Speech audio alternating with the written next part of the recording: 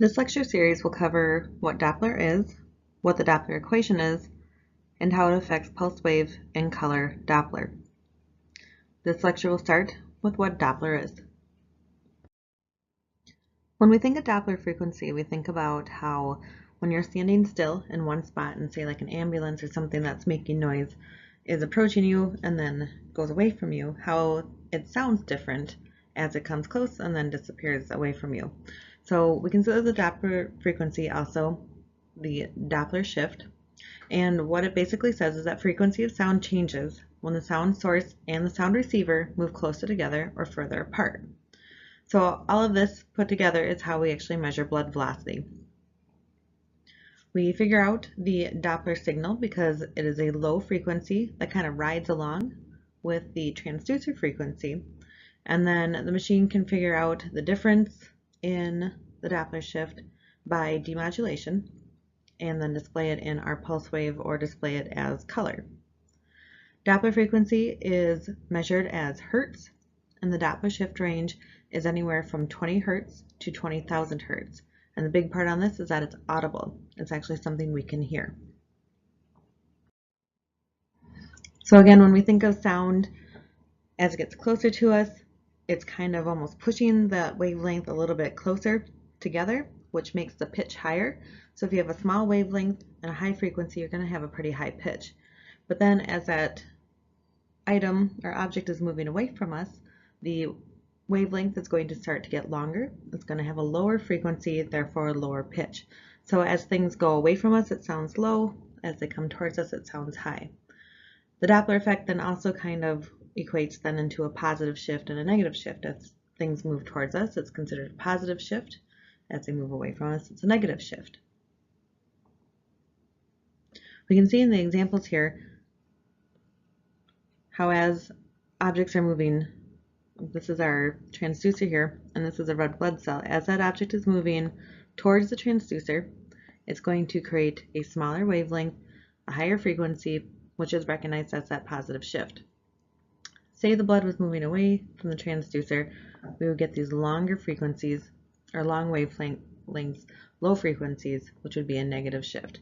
So it all is in relation to the object moving to the object that's stationary, which is typically our transducer. So in the realm of ultrasound, the creation of the frequency shift is created as sound waves strike the moving red blood cells, or RBCs. You'll see it abbreviated as.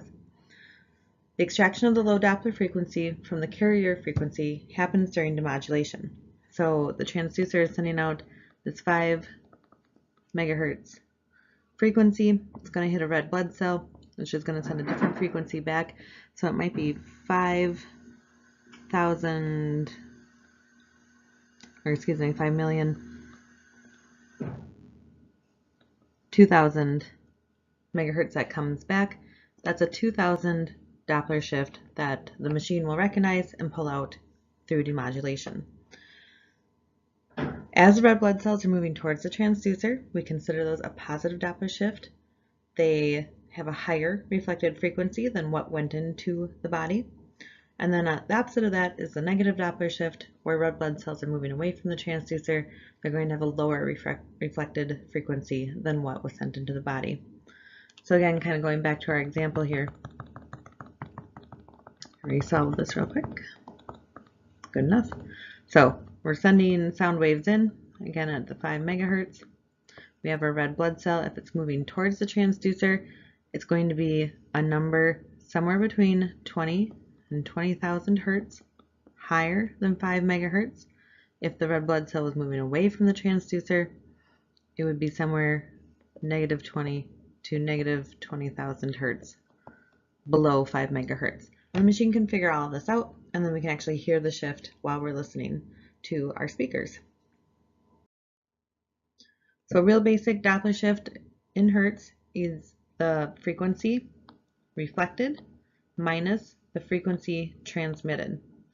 So again, our range is anywhere 20 hertz, 20,000 hertz. We can hear Doppler shifts. Our transducer is sending into the body that 5 megahertz, hits that red blood cell, and as that red blood cell moves towards the transducer, it's going to send a higher frequency back.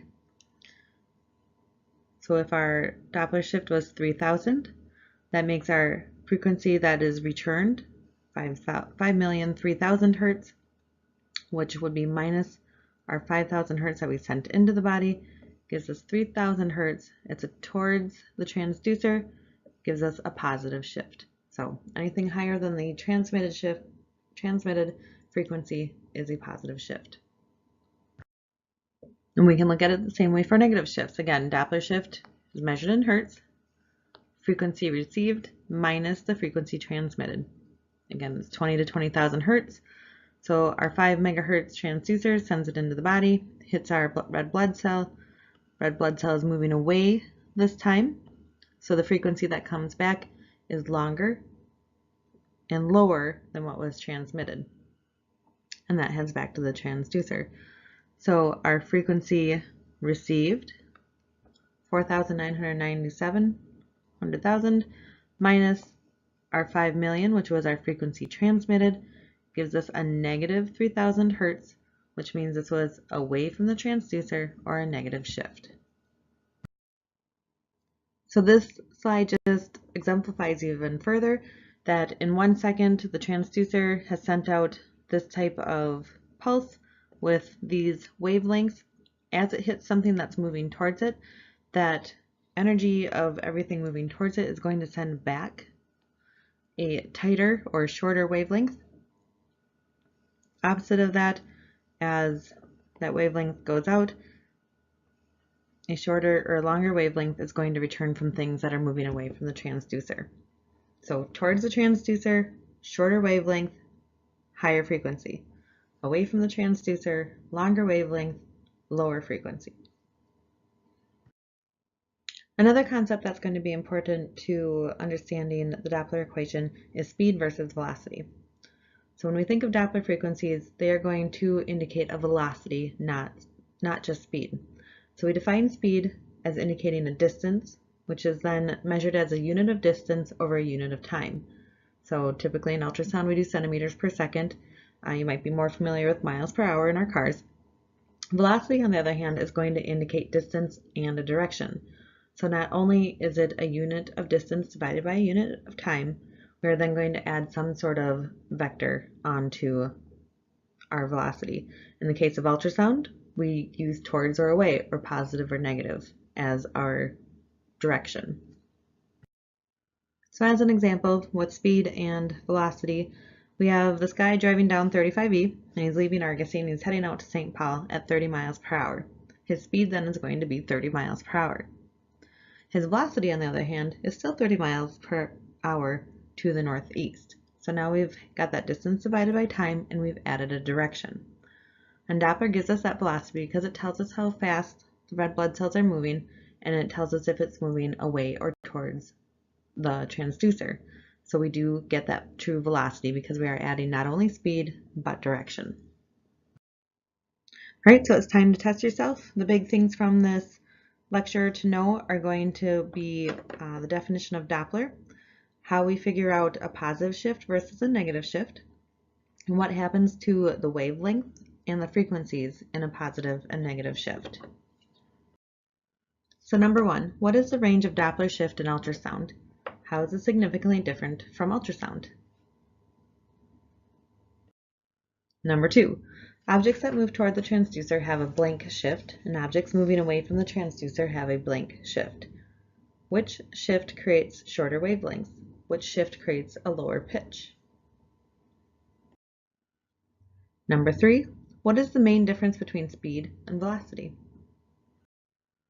And number four, what questions do you have about this lecture? Make sure to write something down so when we come together for class, you can ask those questions to either myself or your classmates.